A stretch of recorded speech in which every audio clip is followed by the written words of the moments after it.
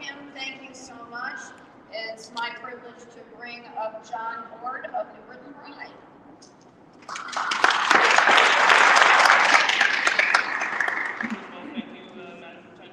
Good morning, everyone.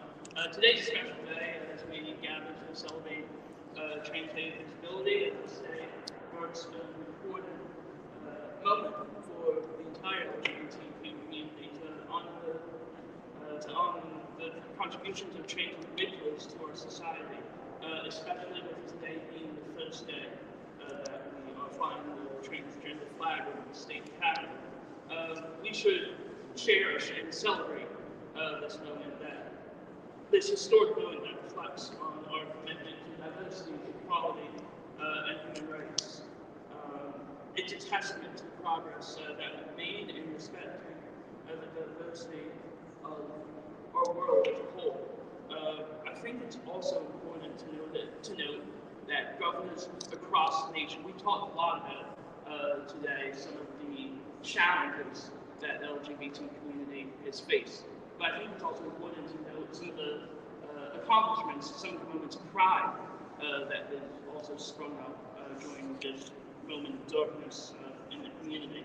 Moments like in North Dakota, where the governor vetoed a bill that targets transgender student pronouns, or in Kansas, where Governor Kelly, for the third time, vetoed a bill that banned transgender athletes from girls and women's sports, or even here in Connecticut, where Governor Lamont signed legislation outlining the gay LGBTQ panic defense, which the defendants are now barred from saying a victim's orientation or gender expression causes them to panic and commit crimes. This moment is not just simply about raising a flag, it's about raising awareness and empathy and understanding. So let's use this moment to start a conversation, start to have a dialogue, ask questions, and listen to one another as we try to solve some of the biggest issues facing our society. Let's live out the phrase Tikkun Olam, repairing the world. Today, let's celebrate the courage and resilience and strength of our community. Once again, I thank the Lieutenant Governor's leadership on all issues relating to the LGBT community, and it's a pleasure to be here today. Thank you.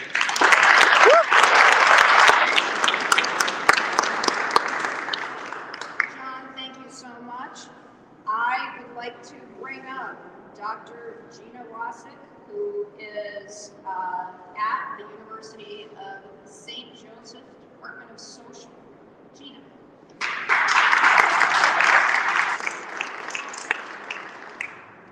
Hello, greetings. Thank you, Lieutenant Governor. It is an honor to be here today on this Trans Day of Visibility to speak with you all and raise the trans flag in pride and community and in celebration of trans lives. We are living under an unprecedented time of attack. Across the country, 435 anti-LGBTQ bills have been introduced, an overwhelming number of them aimed at attacking trans kids. Bodily autonomy is under attack in this country, and the rights of trans and non-binary people are inextricably linked with all of us within the LGBTQ community and with everyone who refuses to lay down and accept heteropatriarchal oppression or indeed oppression in any form. I stand here today as a member of the queer community and as an ally to trans and non-binary folks. As a social work faculty member at the University of St. Joseph, I am a proud co-organizer of the ongoing Trans ID Clinic with my partners Reverend Aaron Miller of Metropolitan Community Church, Hartford, and TV 365, which stands for Trans Visibility and Voice, 365 days a year, as well as the Trans ID Project at GLAD and the law offices of Shipping and Goodwill. Together, we have created the Trans ID Clinic as a safe, affirming, supportive environment to assist those people who wish to get support and guidance on their gender journeys when changing their legal names and gender markers. Our Trans ID Clinic crosses at the intersection of legal, social justice, and emotional support. As a social worker, I view this as a structural intervention with highly personal, emotional ramifications that can save lives. And saving lives is fundamentally the purpose of our work. In my own life, I have personally borne witness to the incredibly emotional experience of friends, loved ones, and partners as they were able to hold in their hands a legal document that inarguably reflects who they are and all the rights and privileges afforded with that. To be able to provide that space for dozens of people who come to our clinic is a privilege. Reverend Aaron Miller was unable to speak here today, but he asked me to tell you about TV365 and its focused outreach ministry to the trans and non-binary community. Their mission is to help in ways that lead to a reduction in high rates of suicide, risk of murder, and experiences of loneliness and despair that often result in total stigma, anti-trans hatred, and violence. Folks who experience these at the intersection of racism, poverty, ableism, and other forms of oppression are especially vulnerable.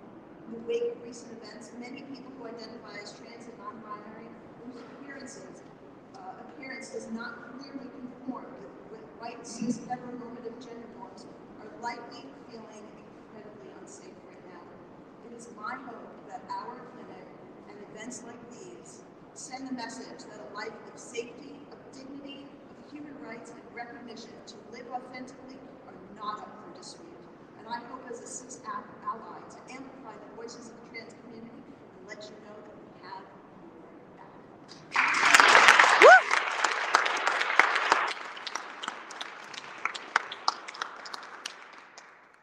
Thank you.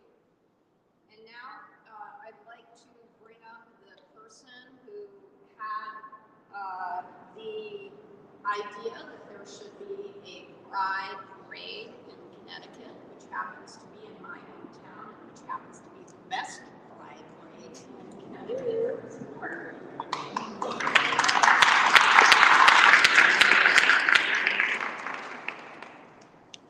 Right. Good morning, everybody. Thank you so much for that wonderful introduction. Yeah. It's so nice to see you all today, and I'm so honored to be here to speak with you all.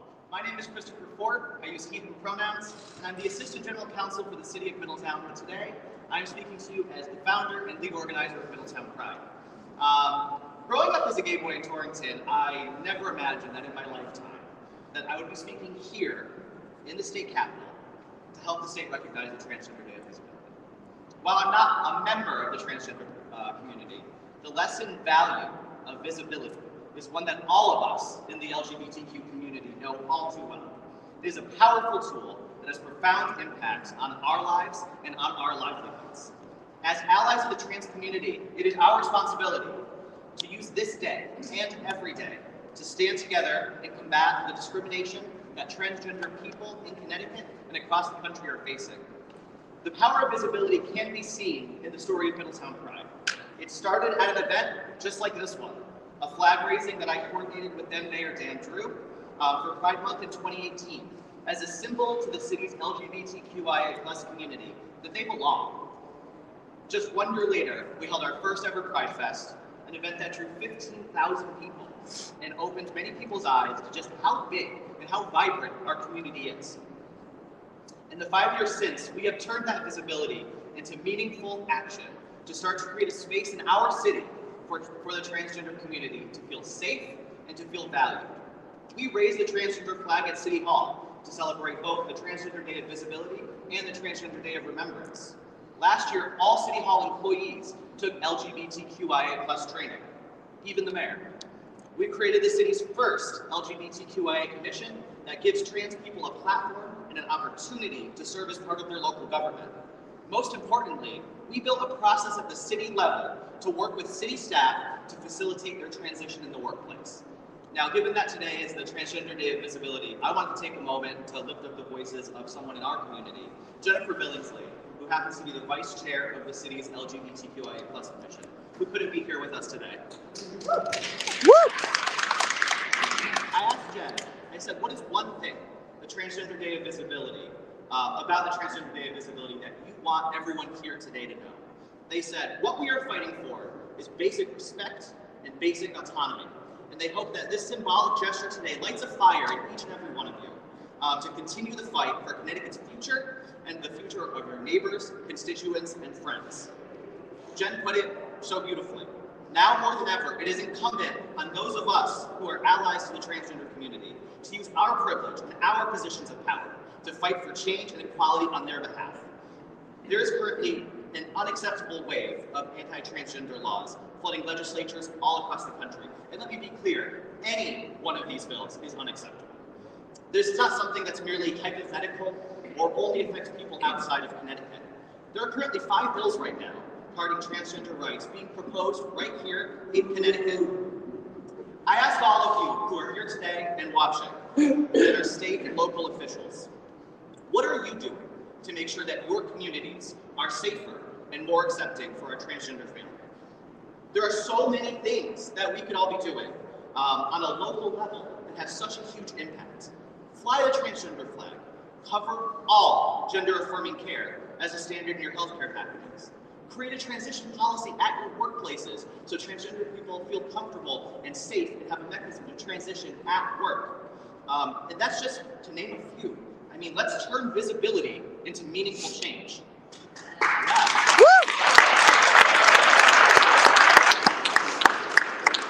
I sincerely hope that we all leave here today ready to stand up and to do the vital work that our transgender family needs from us. But today, join me in declaring to the transgender community that here in Connecticut, we will fight for you. Here in Connecticut, you are safe. And here in Connecticut, you are home. Thank you so much.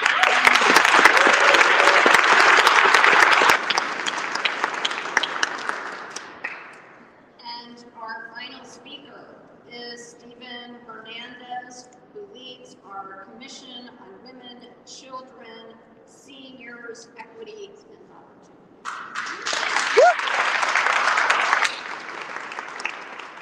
Thank you, Madam Lieutenant Governor. I'm so proud to be here with you today as a member of the extended family of the LGBTQ plus community and also administrator of the LGBTQ plus Health and Human Services Network. I acknowledge the presence of our executive board. You know, awareness and visibility, remembrance, is both celebratory and solemn. And we have to remember that trans people everywhere remind us that bigotry is alive and well. Trans women remind us that misogyny in all of its forms is alive and well.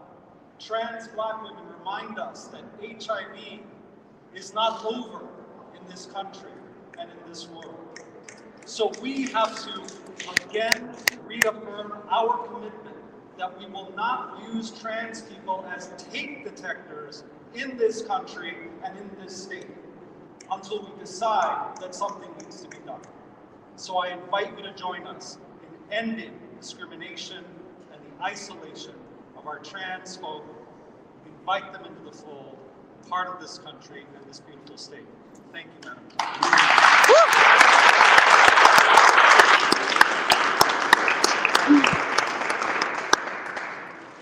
So we will, in a few moments, raise the transgender flag for the first time above our state capitol.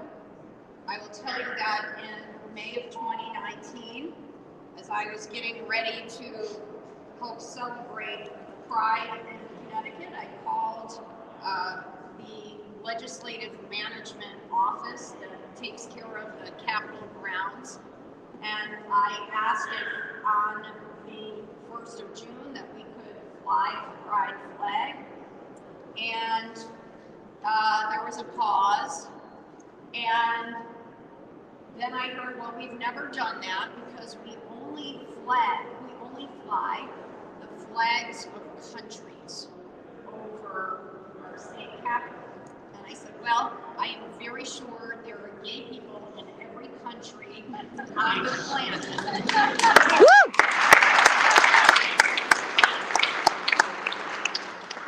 And then there was another pause, and you're right. And so I was very delighted when we asked 2 days ago to fly this flag, that the correct decision was made, because we are in the people's house, and the people's house, our beautiful state capitol building on the inside and on the outside, should reflect the fact that we see you, we love you, we welcome trans people to our beautiful state, and we will fight to protect everyone's rights in our beautiful state. So before we make our way safely outside to watch this historic flag raising, since we have so many experts here, and we do have many of our media partners, thank you for coming. I'll ask if the media has any questions for any of these leaders who are here with me. All right, well, let's go raise the flag. Okay, guys, I'm taking you on a trip outside. They're about to raise that flag. And you guys are coming with me on the live stream.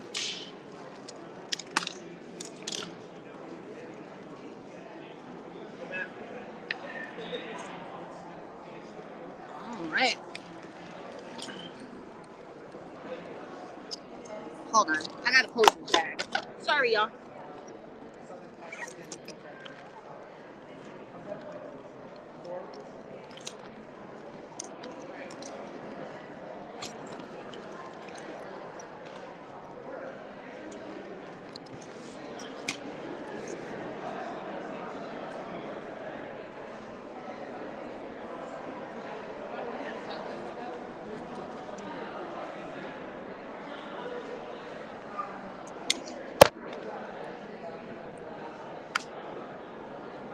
Oh.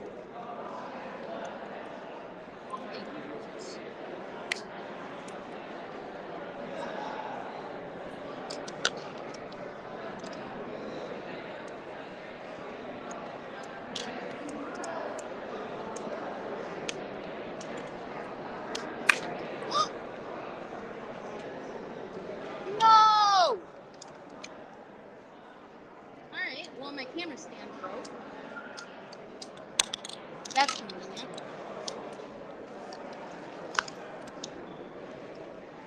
So I'm holding this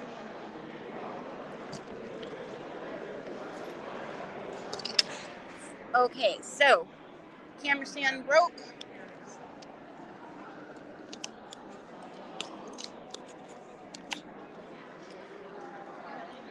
But that's not going to stop us, right?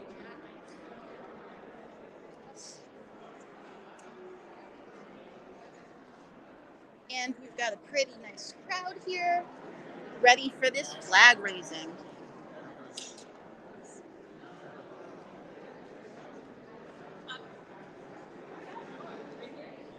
You want to? I don't know. Oh, let's do maybe. Carly? Yeah. Hi. Hey. This is exciting. Can we talk about it? Let's talk about it. Oh, yeah. All right, guys.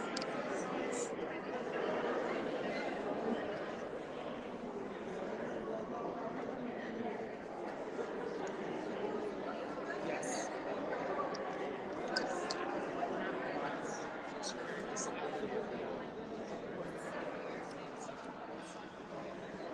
I got a postcard from.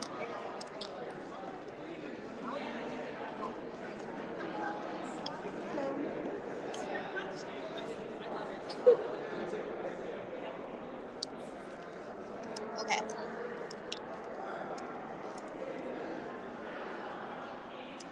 Okay, guys, I will cut it till it's time to live stream again.